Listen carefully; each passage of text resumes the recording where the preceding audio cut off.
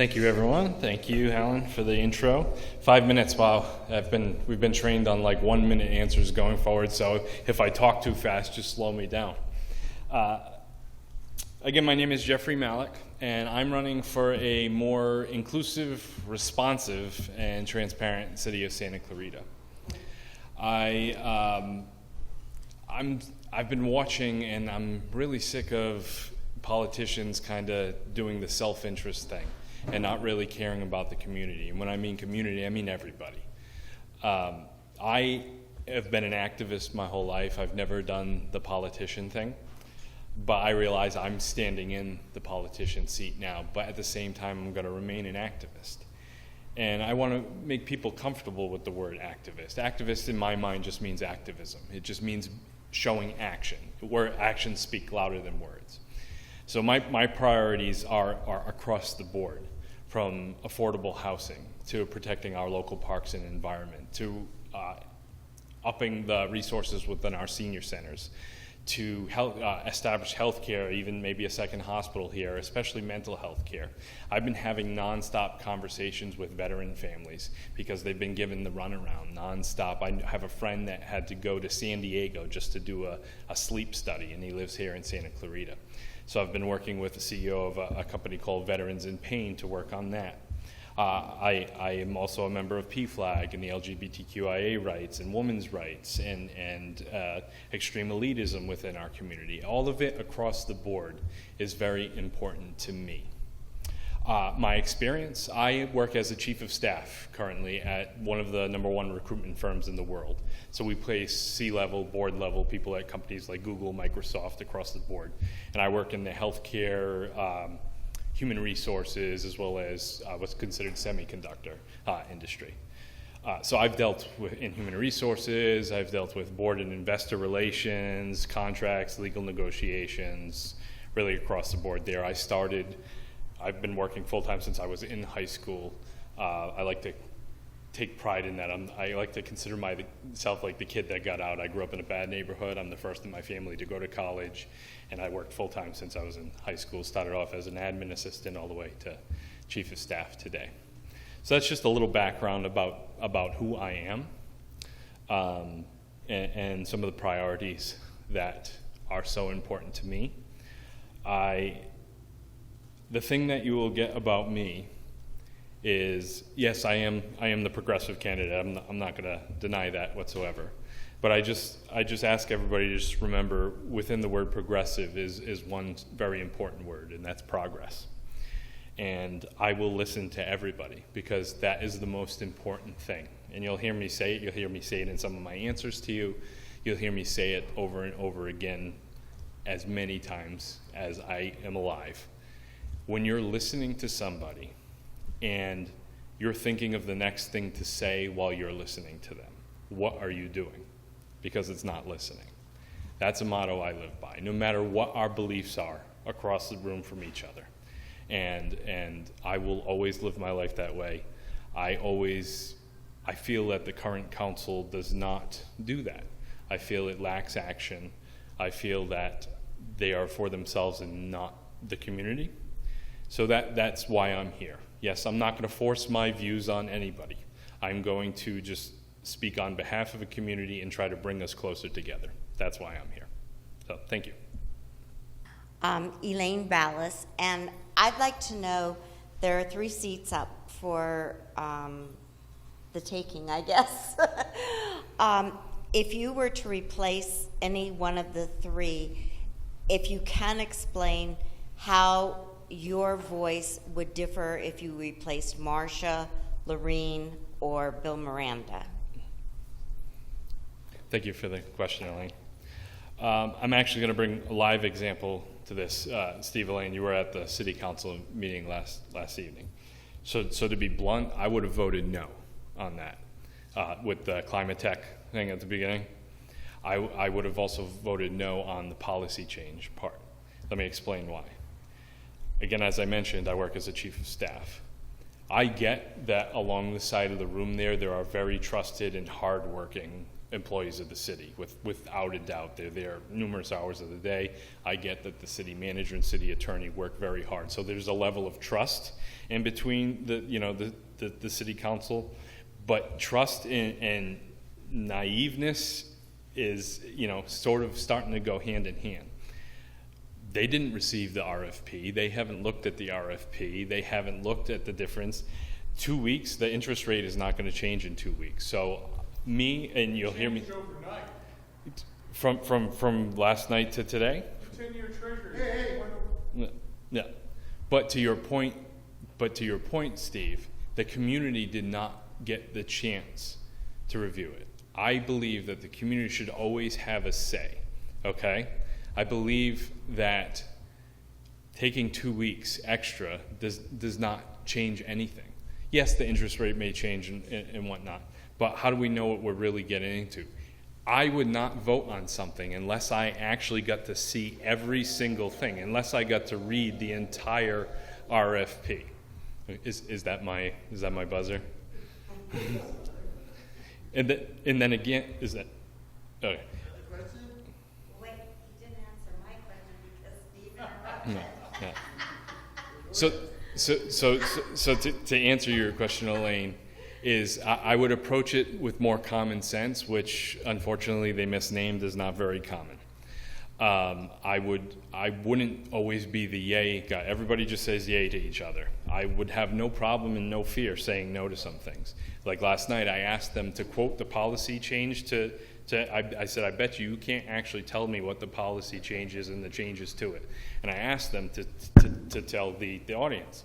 And immediately, as soon as I sat down, and I said, without asking your staff, as soon as I sat down, the mayor said, city manager, could you please tell him what the policy change is? Like, come on. So again, I wouldn't just blindly go in and say yes or no. I would want to read everything. And I feel there was a couple extra questions that were finally asked. It's the first time I've ever seen them ask questions yesterday about the climate tech stuff. But I could never say yes to something that I didn't read from page 1 to the end. And you can just trust that that's the main difference between me and who's ever there now, is that I take opinions, I believe in the community, and then I take it all together, and then I make a decision. Not what's best for me, but what's best for everybody else. And if you don't believe that, then you'll get to know me even after November 8th, because I'll keep operating the same way.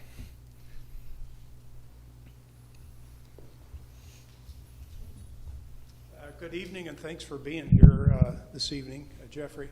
Local connection, how long have you lived here? Have you gone to school? Do you have family here? How many years have you been here? Yep. Thanks. Thank you. Yep. Thank you for the question. So my wife and I have lived here for about 6.5 years now. We live in Canyon Country right at the River Ranch Townhomes off of Sierra. We moved here. I grew up in Rhode Island. We lived in New York. We went to school at Berkeley College of Music together, and then we moved here 6.5 years ago. I love this community. I love this community so much that I convinced my mother to sell her house in Rhode Island after 35 years, and she just moved here less than a year ago, literally down the street from me. So now I'm stuck here for good. You have me for good. Now, and the reason that we moved here is the conversations that we were having with several people. We have a lot of artist friends. Hey, where's the best place to go? What's the most affordable place to go? Where can we have the most opportunity? And every single person, it was without a doubt, no one even stuttered when they said Santa Clarita. At the time, it was more affordable. There's more opportunity. It's just growing, expanding. It's beautiful. And when I lived in New York, I used to say, so I lived in Brooklyn, but I worked in Midtown. And when I got home, it's like the best of both worlds. And here, before COVID, I used to work downtown, drive like 3 hours in the morning, and then come back. But to me, it was the best of both worlds. I was in the city, and then I came back to what I feel and still feel is like vacation land. So.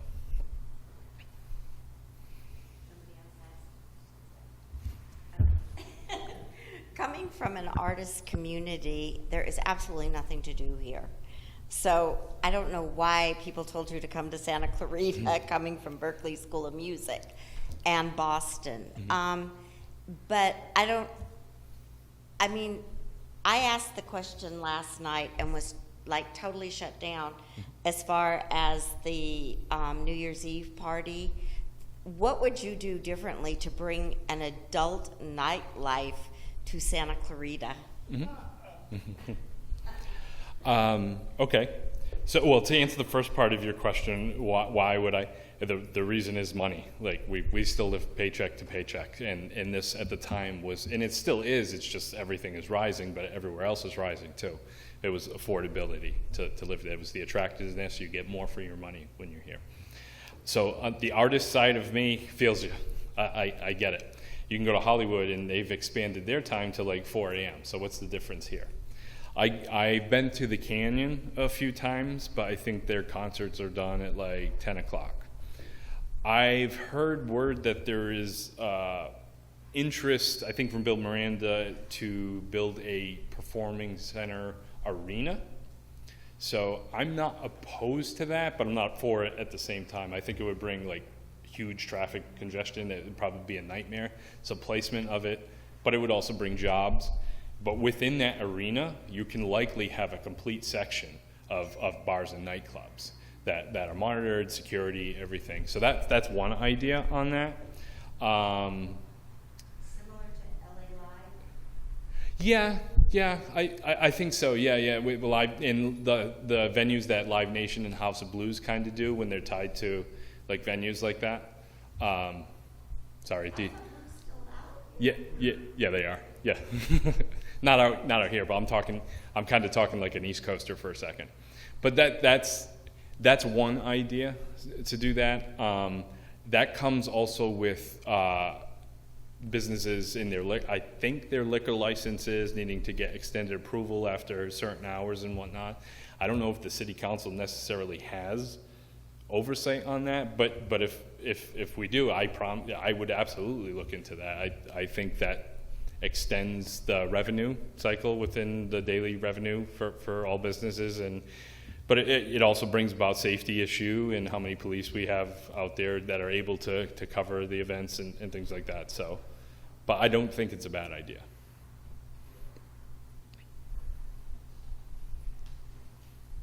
In your 6.5 years, you saw something unique here, the protests against law enforcement.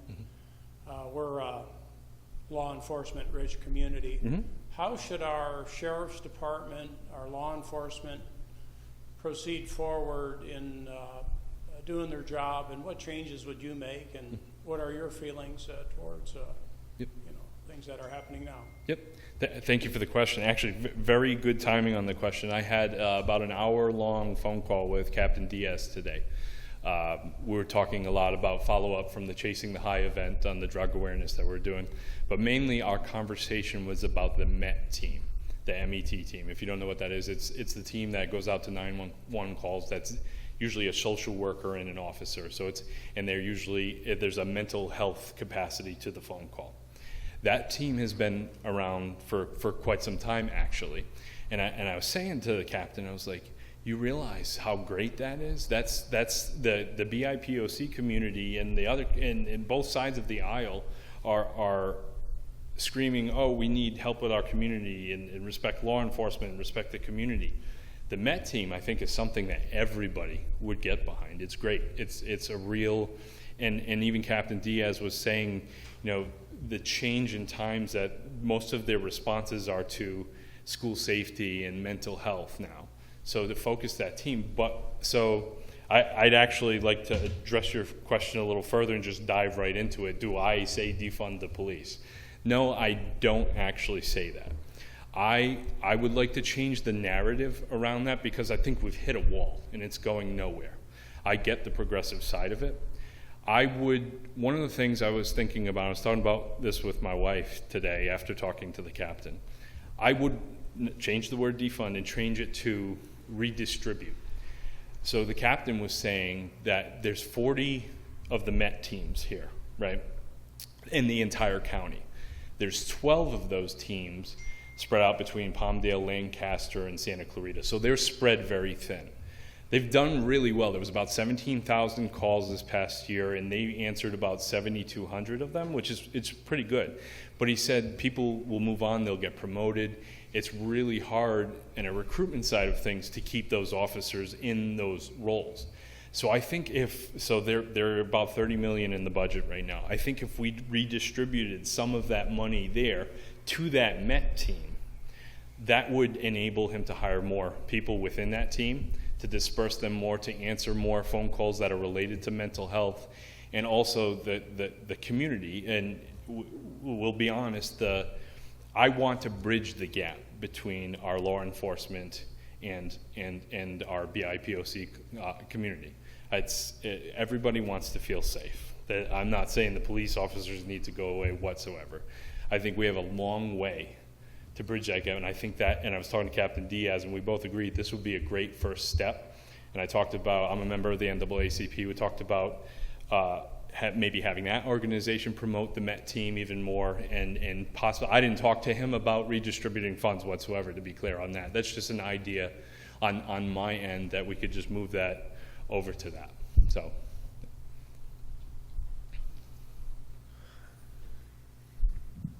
Let me have it, Steve. No, too friendly.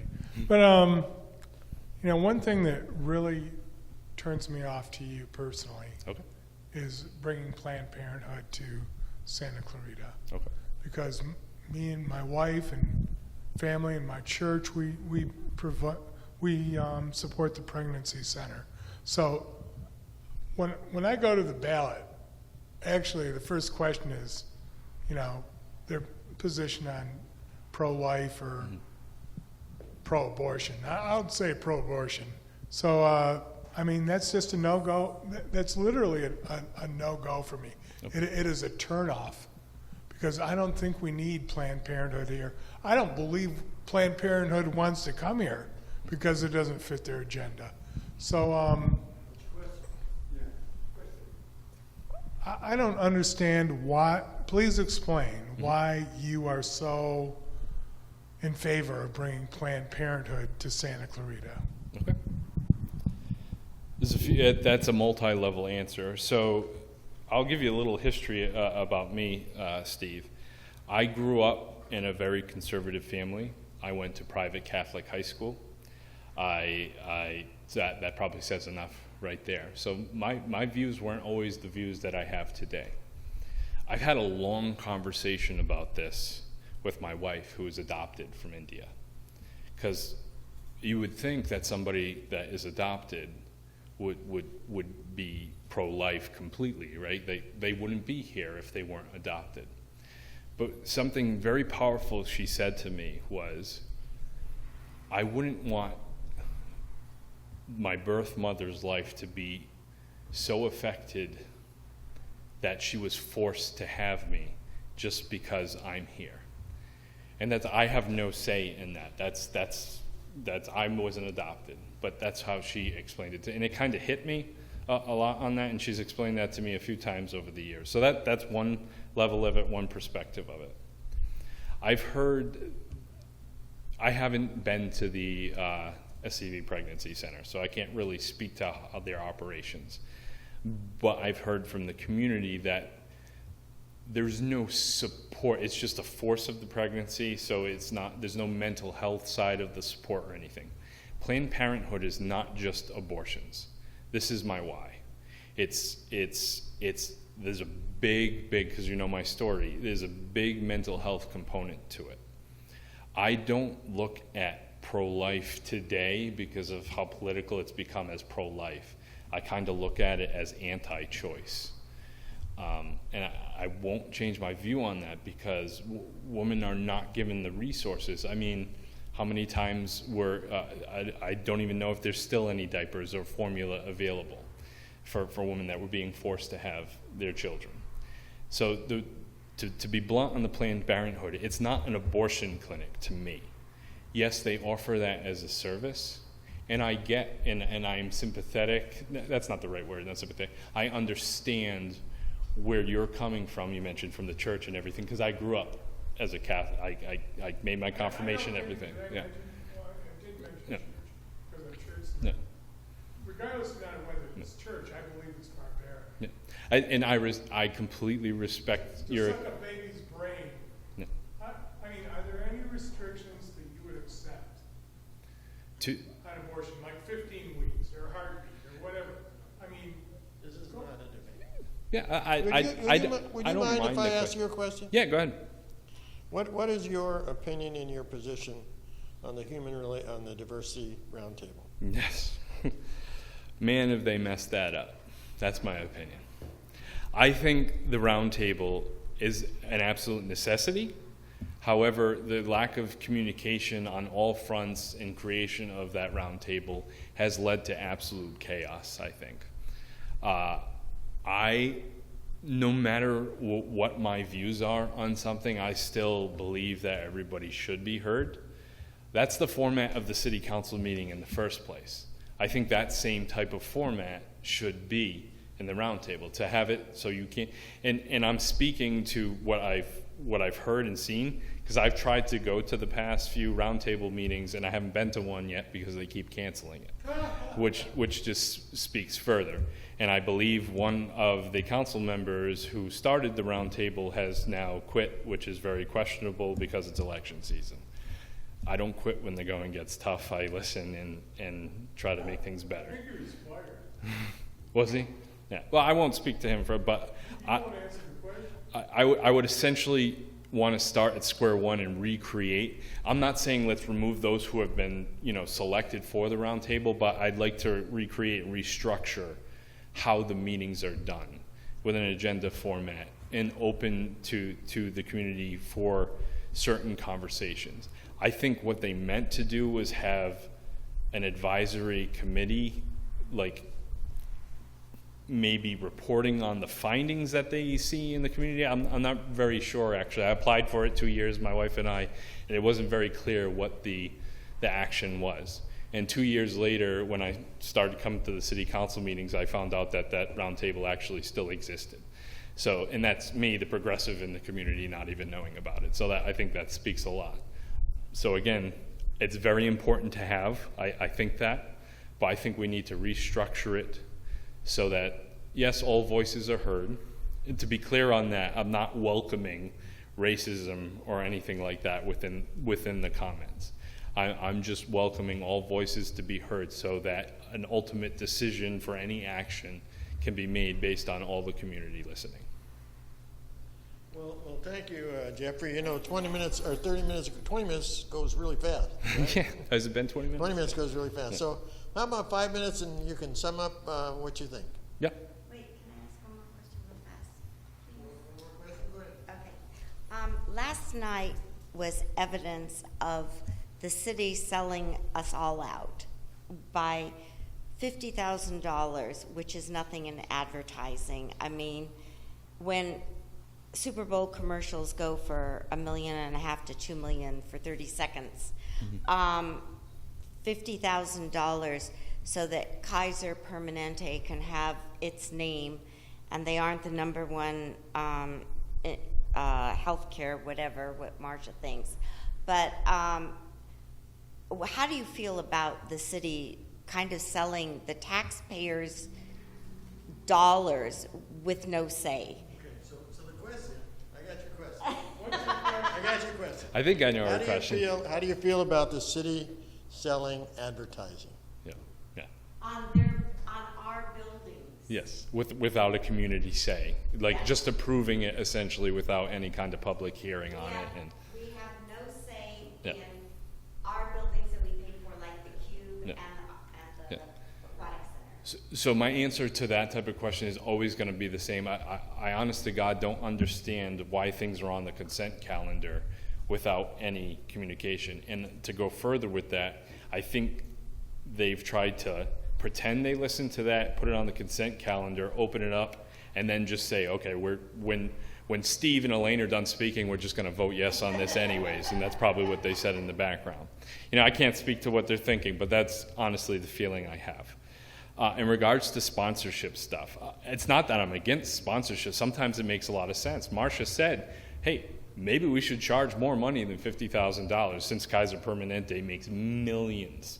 It would make sense to me to take advantage of that. I don't know who set that $50,000. To me, if you opened that up to community comment, somebody would have had the common sense thing to say that. I don't get what Kaiser Permanente has to do with the aquatic center in the first place. A lot of eyes. Yeah, They also yeah. vote there. Yeah. Okay. I think I answered that though, right? Yeah. No. In short, always involve the community and maybe take a second before you actually vote.